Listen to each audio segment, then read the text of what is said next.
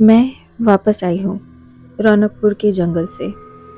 हवा में भी रक्त कुंड की लाल रोशनी की गूंज है, पर आज रात कुछ अलग है। आसपास का माहौल थोड़ा हैवी लग रहा है, जैसे हवा में कोई कहानी अभी भी जिंदा हो। दूर से एक मंदिर की घंटी बजती है और उसके साथ एक औरत की चीख हवा में गूंजती है। मुझे एक वॉइस सुनाई देती है, नीलिमा की। वीरा का सच अलग है मेरा।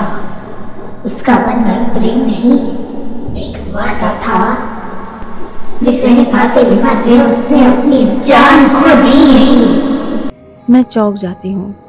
गांव के उस पार एक पुरानी कोठी है।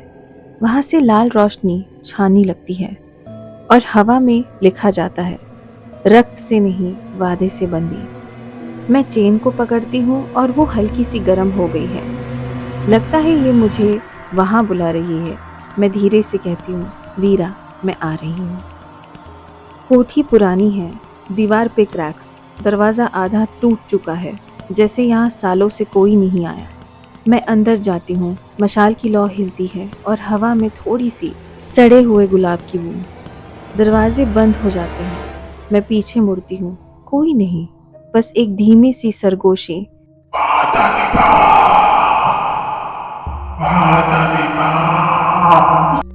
और तभी एक चिल्लाहट। एक औरत छत से लटकती दिखती है, उसके गले में लोहा और आंखें सीधा मेरी तरफ। मैं झटके से पीछे होती हूँ। मुझे छोड़ दो, मैं चीखती हूँ। वो हवा में घूमती है और मेरे सामने आकर कहती है, मैं छोड़ना चाहती हूँ, लेकिन मैं बंदी हूँ। मैं कहती हूँ, वीरा। वो धीरे से सिर हिलाती है।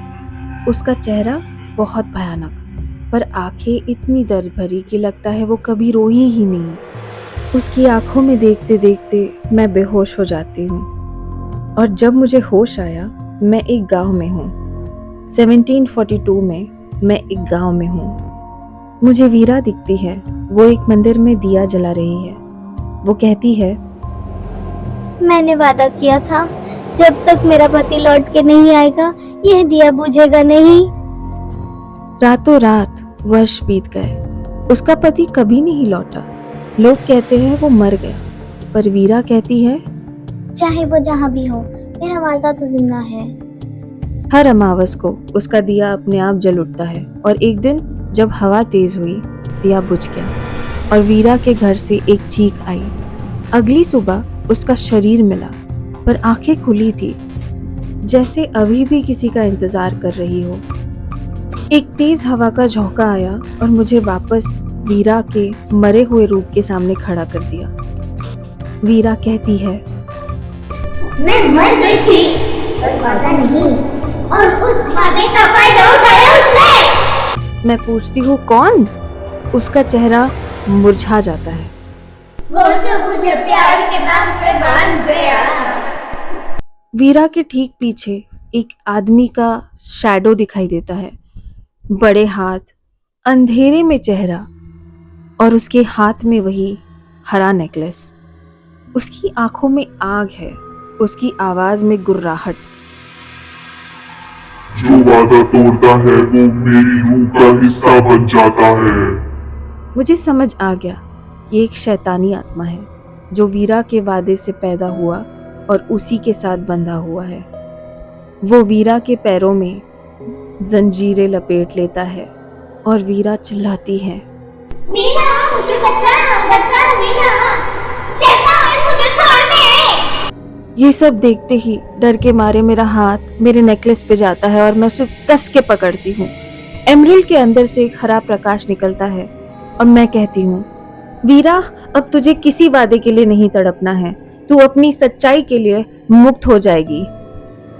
मैं जलती हुई मशाल वीरा के पैरों के पास फेंक देती हूँ और जंजीरें जल उठती हैं। पूरा महल हिलने लगता है और अंधेरा धीरे धीरे पीछे हट जाता है।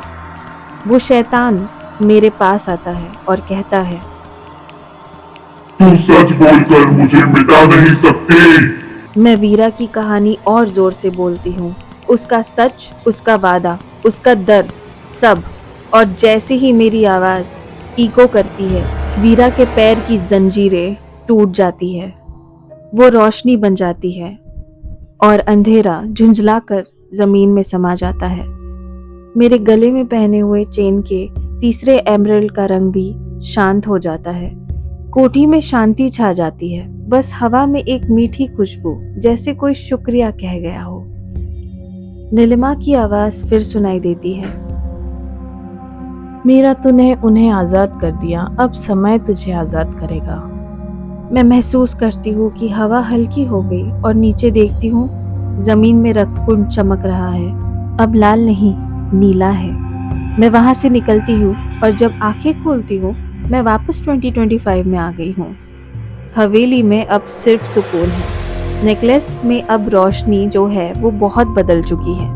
मैं धीरे से कहती हूँ, जिन सच्चाइयों को मैंने आवाज दी, उन्हीं सच्चाइयों ने मुझे जीवन दिया।